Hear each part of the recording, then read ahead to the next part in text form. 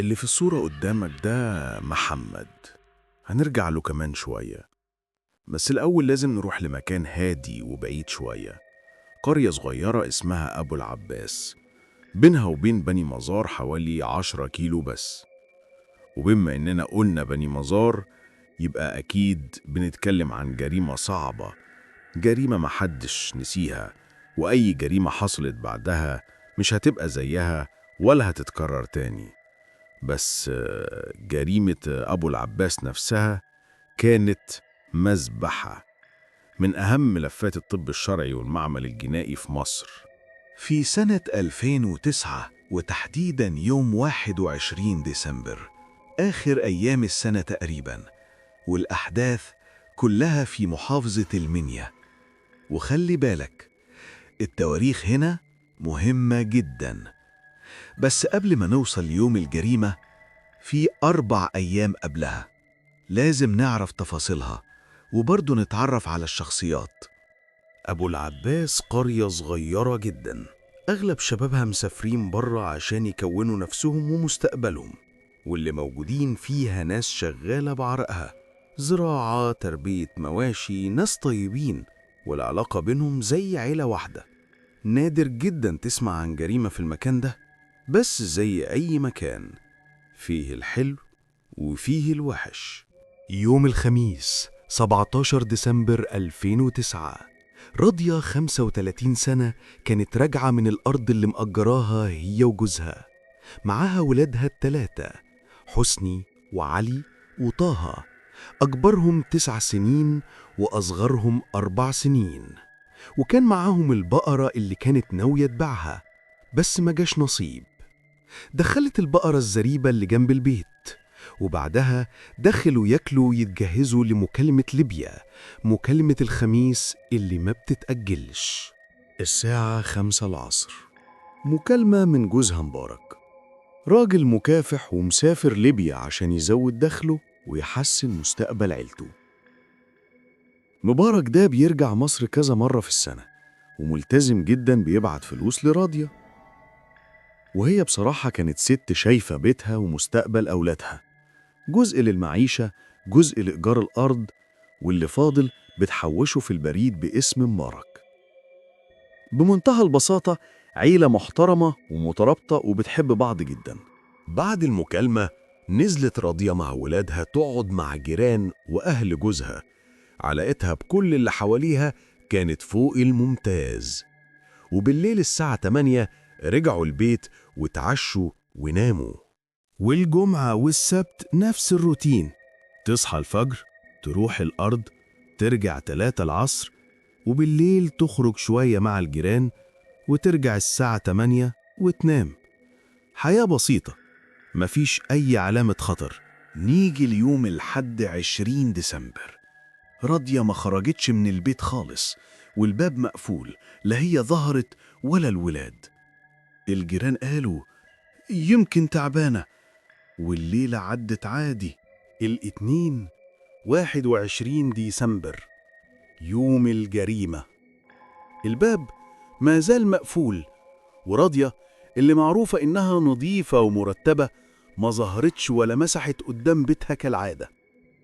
هنا الجيران بدأوا يقلقوا بجد، راحوا لأخو جوزها وقال إنه آخر مرة شافها كانت السبت. راح معاهم لبيتها، خبط، مفيش رد. فكر يطلع من السطوح، ولما نزل السلم جوه البيت شاف المنظر اللي عمره ما هينساه. راضية واقعة على الأرض، غرقانة في دمها، منظر مرعب. صرخ وطلع يجري بره، وخاف حتى يقرب منها. بلغوا الشرطة فوراً. الشرطة لما دخلت، راضية مدبوحة ومضروبة بسكينة كذا طعنة. الولاد ال3 مقتولين جوه أوضة ومتغطيين، 2 مدبوحين والصغير مخنوق. البيت متبهدل جدا، شكلها سرقة. بس المفاجأة، مفيش حاجة ناقصة، لا فلوس ولا ذهب ولا مواشي ولا حتى حاجة صغيرة. فالسؤال كان واضح، ليه القتل ده؟ وليه بالطريقة الوحشية دي؟ الطب الشرعي قال راضية قاومت جامد جدا لدرجة إن جلد القاتل كان تحت ضوافرها. الولاد اتقتلوا واحد ورا التاني بنفس الأسلوب. القتل حصل السبت ما بين 11 و12 بالليل. اللي دخل من السطوح. في بصمة غريبة وعينة دم مش تبع أي حد من العيلة. ومع التحقيقات ظهر اسم مهم، الحاجة زهرة، جارتهم وأقرب واحدة لراضية. قالت كلمة قلبت القضية. راضية معاها 18,000 جنيه، وفي 2009 المبلغ ده كان يعتبر ثروة. رجال الشرطة قالوا ليه زهرة قالت الرقم ده بالذات، ومين كمان كانت بتحكي له الكلام ده؟ قرروا يحققوا في كلامها، وهناك ظهر الاسم اللي اتعلقت بيه القضية، محمد. مين محمد؟ ابن الحاجة زهرة، عايش في نفس الشارع، بيته مفيش بينه وبين بيت راضية غير بيتين بس. متجوز، مراته حامل، ظروفه صعبة جدا، ومديون ب41,000 جنيه، وكتب شيكات ومهدد بالحبس.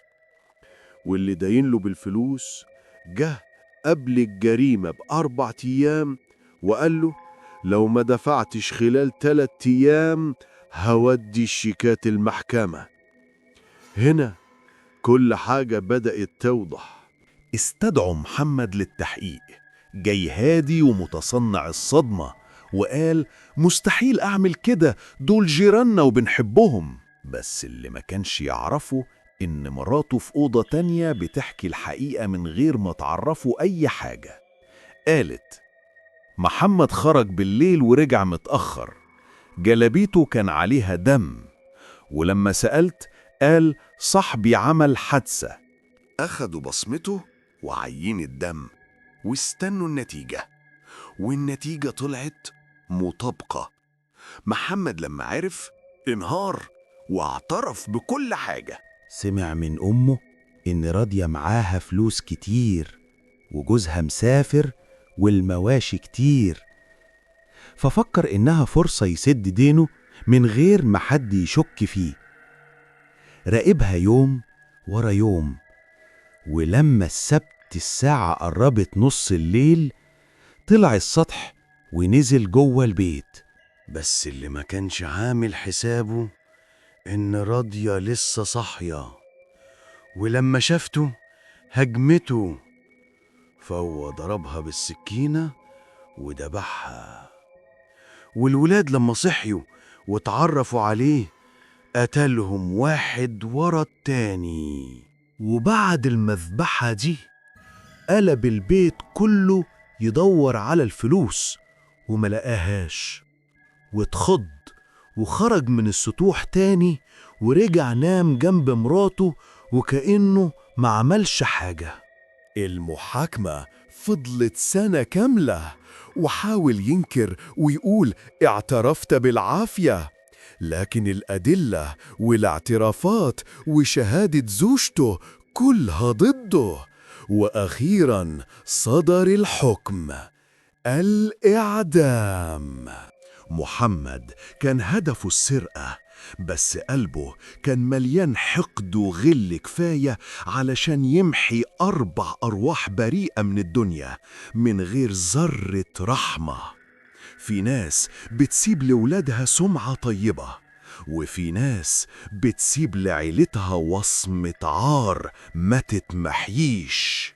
ربنا يرحم راضية وأطفالها ال3، ويثبت قلب مبارك اللي رجع من السفر عشان يدفن عيلته كلها.